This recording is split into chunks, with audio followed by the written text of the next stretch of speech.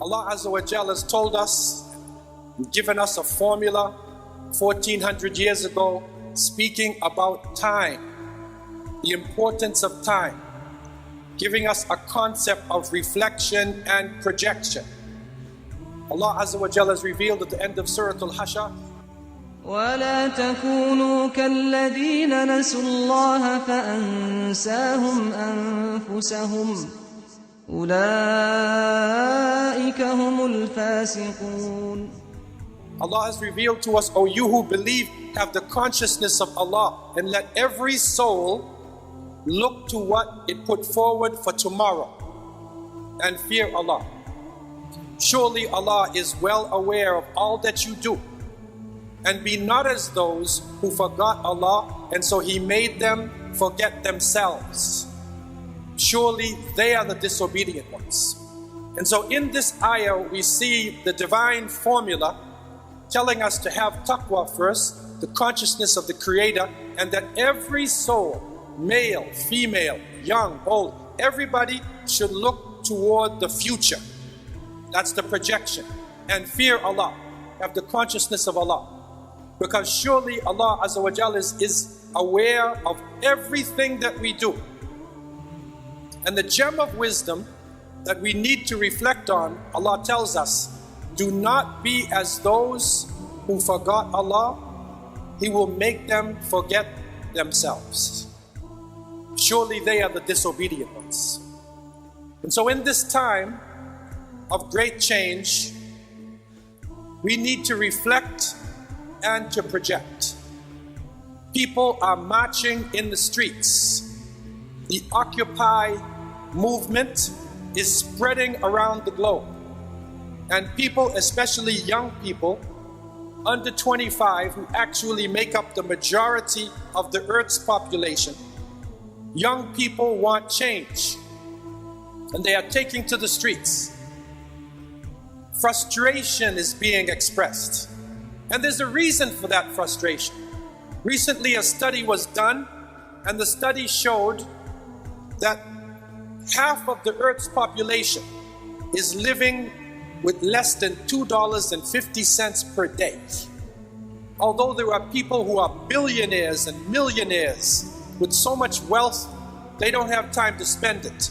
The majority of human beings can hardly provide for themselves. And so this inequality, this injustice has reached a climax point. And this is not only in the non-Muslim countries, this is in the Muslim countries. And you will hear the Muslims in the streets, and they are saying, Ashab yurid isqat al-nidam. Ashab yurid isqat al-nidam. You will hear this rhythmically being said. The people want the nidam, the system, to come down. They want the relationships between leaders and followers, rich and poor, to change. And this is being echoed throughout the Muslim world.